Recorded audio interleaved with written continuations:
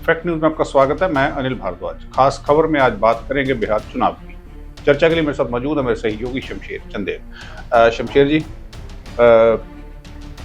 बिहार चुनाव को लेके गतिविधियां शुरू हो गई हैं। एक पहले तो बात कर लेते हैं तेजस्वी यादव, वो आकर के मिले हैं कांग्रेस की सीनियर लीडरशिप से। हाँ अनिल जी, ये मुझे लग रहा है कि इतनी जल्दी मिले हैं, मुझे भी नहीं समझ आ रहा है, क्योंकि नवंबर तक होंगे चुनाव, अक्टूबर में, अनलेस एंड अनटिल उसको प्रीपोन कर दिया जाए और नीतीश कुमार जी चाहें वो भी होता है। पर वैसे चुनाव नवंबर में सिलेक्टेड है। अगर हम हरियाणा के चुनाव की बात करें तो इतनी जल्दी काम शुरू नहीं हुआ था, तो वो भी अक्टूबर में हुआ था, और वो जो गहमा गहमी थी चुनाव की वो जुलाई के बाद शुरू हुई थी। जुलाई, अगस्त, सितंबर, अक्टूबर। अब ये एक तो ये हो सकता है कि देखिए जो आरजेडी है उसके भी हाल कोई बहुत अच्छे नहीं, और कांग्रेस भी वहाँ एकदम बिखरी पड़ी है, तो वो किस तरह से वापस आए ये एक कारण होता है। दूसरी तरफ भाजपा भी, जो नायब सिंह सैनी है, उन्होंने भी कह दिया कि अब उन्होंने हरियाणा के बाद बिहार की बारी। सम्राट चौधरी के साथ उनका फोटो आया, जो कि डिप्टी चीफ मिनिस्टर बिहार के। अब बिहार की बारी हरियाणा के बाद हो सकती है, बिल्कुल हो सकती है। नीतीश कुमार से जो बाहर जो रिफ्लेक्ट कर रहे हैं, नीतीश कुमार की जो साया पड़ रहा है, वो ऐसा है कि लोग परेशान भी है कि आप जिसको बोलते हैं ना, वो पलटू राम वाली, कि आप कभी यहाँ होते हैं कभी वहाँ होते हैं, तो वो बात उनके अगेंस्ट की है। अब ऐसे में हो सकता है कि भाजपा अच्छा परफॉर्म करे, और वो उसका सबसे ज्यादा खामियाजा नीतीश कुमार को भुगतना पड़ेगा, और किसी को नहीं। और फिर देखते हैं क्या होता है।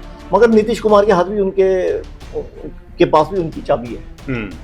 चाबी ये कि यहाँ एक तीसरा फ्रंट भी तैयार हो रहा है नहीं, साथ में ये भी है ना कि ये भी तो एनडीए के पार्ट है, और ये जो जिनकी 10-12 सीटें हैं, बिल्कुल पार्लियामेंट में, राज्यसभा में, लोक जनशक्ति पार्टी।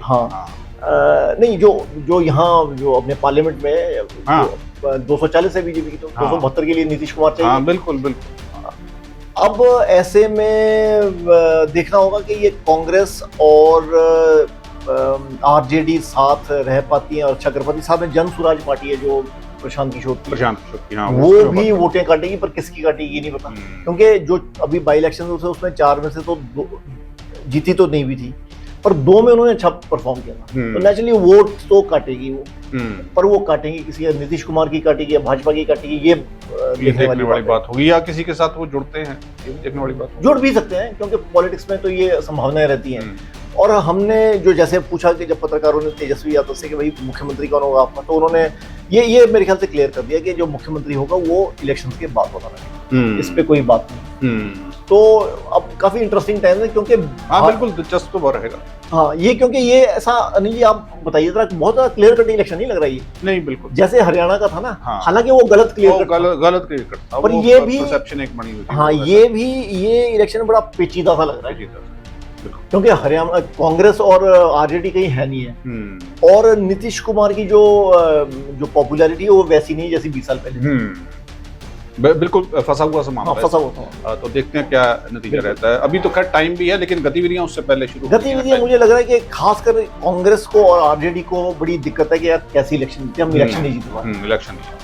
तो शुक्रिया शमशेर जी चर्चा में भाग लेने के लिए। खास खबर में आज इतना ही। आप देखते रहिए फैक्ट न्यूज। धन्यवाद।